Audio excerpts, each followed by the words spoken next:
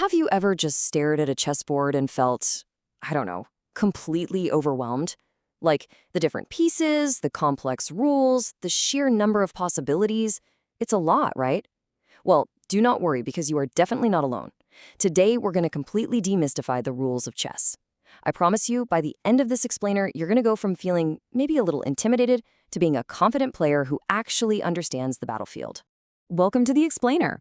I'm absolutely thrilled to be your guide today as we unpack how to play chess, the definitive guide. We're taking a fantastic, highly detailed guide straight from the Instructables community and turning it into a really clear visual journey. We're going to set up the board, learn exactly how the army moves, and, most importantly, figure out how to actually win this thing. All right, so here's our roadmap for today. First, setting up the board. Second, moving your pieces. Third, special chess moves. Fourth, check and checkmate. And finally, number 5, basic chess strategy. Okay, part 1, setting up the board, the battlefield. Let's dive right in.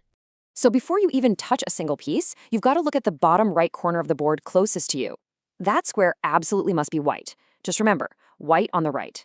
Next, when you're placing your most powerful piece, you have to remember the golden rule. The queen always goes on her matching color. So the white queen sits on a white square, and the black queen goes on a black square. It's honestly a super easy rule to forget, but it literally centers your entire setup. Now, the flow of play is pretty straightforward. White always moves first, and then you just alternate turns. You can only move one piece at a time. And how do you capture an enemy?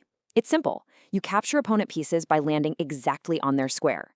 Generally speaking, you cannot take or move through your own pieces, and there's only one piece, the pawn, that actually captures differently than it moves. But hey, we'll get to them in just a second. Moving right along to part 2, moving your pieces, meet the army. All right, it is time to meet your army. Now remember, with one really notable exception that we're about to see, your pieces are completely blocked if something is standing in their way.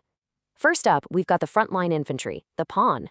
Pawns are unique. They only move forward, literally never backward. On its very first move of the game, a pawn has the option to march forward either 1 or 2 spaces. After that, it's strictly 1 space at a time. But here is the most important quirk. Pawns are the only pieces on the entire board that capture differently than they move. They capture opponents 1 square diagonally forward. So they march straight, but they strike diagonally. Next up is the rook. The rook is that castle-like piece that starts right in your corners. Its movement is beautifully straightforward. It moves in continuous straight lines, forwards, backwards, side to side. It can slide as far as it wants across the board's ranks and files, just as long as no other piece is blocking its path. Now, what's really interesting is the knight. The knight is the horse piece, and it is the single piece in the entire game that can physically jump off the board and right over other pieces. It moves in this very distinct L shape. Basically, you move 2 spaces in any straight direction, forward, backward, or sideways, and then take 1 space at a right angle. And because it jumps, it is never blocked by the pieces standing between its starting spot and its destination. How cool is that? Then we have the bishop. The bishop is essentially the master of the angles. It moves in continuous diagonal lines in absolutely any direction. So, similar to the rook, it can slice across any unblocked distance, but because of this diagonal movement, a bishop is permanently locked to the color of the square it actually starts on, meaning your dark-squared bishop will never ever step on a light square, and vice versa. And now we reach the absolute powerhouse of the board, the queen. Just think about the sheer scope of her movement for a second. The queen effectively combines the powers of the rook and the bishop. She can move in continuous straight lines, forward, backward, side to side, and continuous diagonal lines. She is incredibly fast, super dangerous, and without a doubt, the most vital piece in your attacking strategy. Finally, the most important piece of all, the king. Let's actually slow down here for a second. The king can move in any direction, straight or diagonally, but only 1 single square at a time. So the absolute crucial point here is this golden rule. The king can never, ever move into a square that is currently under attack by an opponent. You cannot willingly step into the line of fire. You literally have to protect him at all costs. Which brings us to part 3, special chess moves, the secret weapons. Speaking of protecting the king, it is time to dive into the quirky exceptions to the rules that honestly always seem to trip up beginners. The most vital special move is called castling. This is literally the only move in the entire game where you get to move 2 pieces in a single turn. The king moves 2 spaces towards a rook, and that rook basically magically jumps over the king to the other side. But there are 5 strict conditions to pull this off. Number 1, the king must never have moved previously. 2, the rook you're using must never have moved. 3, the space between them has to be completely empty. 4, the king cannot currently be under attack or in check. And 5, the king cannot pass through or land on a square that is under attack. I know, it's a highly restrictive move, but it is the ultimate defensive maneuver to instantly tuck your king away into safety. Next is arguably the most bizarre move in chess, en passant, which is French for in passing.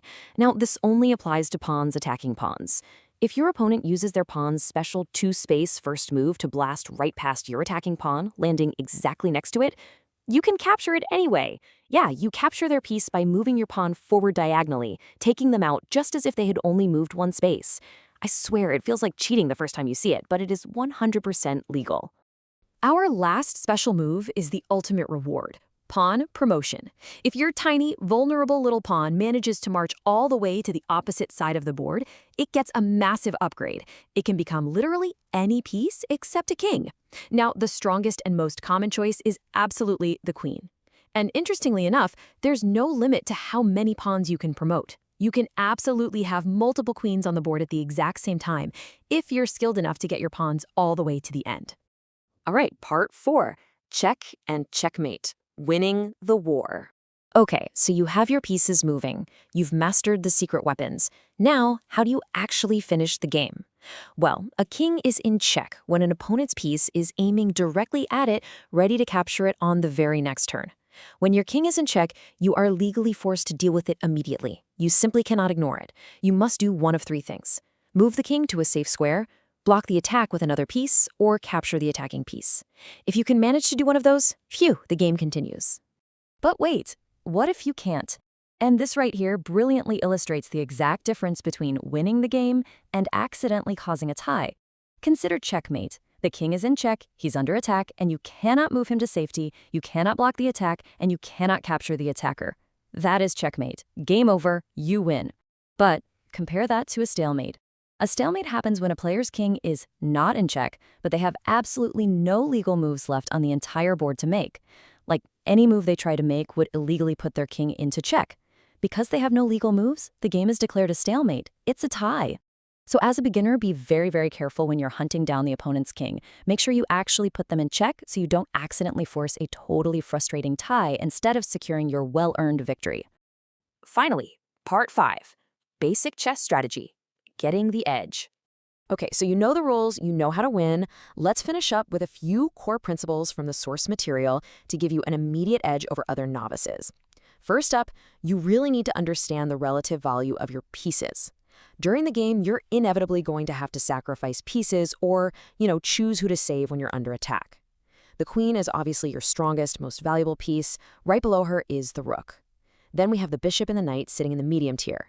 Now, while they're broadly considered equal, the author of our source guide actually notes that many players feel the bishop holds a slight edge over the knight in terms of overall value. Finally, the pawn is the weakest, though remember, its value literally skyrockets if it gets close to promotion. So definitely keep this hierarchy in the back of your mind when you're deciding on trades on the board. The final piece of strategy we'll cover is all about board control. Chess is fundamentally a game of positioning. You want to try and distribute your power fairly evenly across the board so you aren't leaving one side super weak. If you see an opponent building up an attack, bring pieces over to add strength to your defense. And when you go on the offensive, do not let a piece go rogue and get cut off from your main force. A solitary attack almost always fails. The core philosophy here is to use your pieces in tandem. A supported attack, where one piece protects another as they advance, that is exactly how you win games of chess. So, we've covered the setup, the movement, the special rules, and the strategy. Truly, the best way to learn is just by doing it. Grab a board and a friend. And hey, if no one is around, the source material highly recommends checking out a free program like NatWarLol, or joining an online community like chessclub.com to test your new skills, or even just to watch grandmasters play. Chess is an ancient, incredibly deep game, but you now have absolutely all the tools you need to step confidently onto the battlefield. The only question left is, what is your opening move going to be?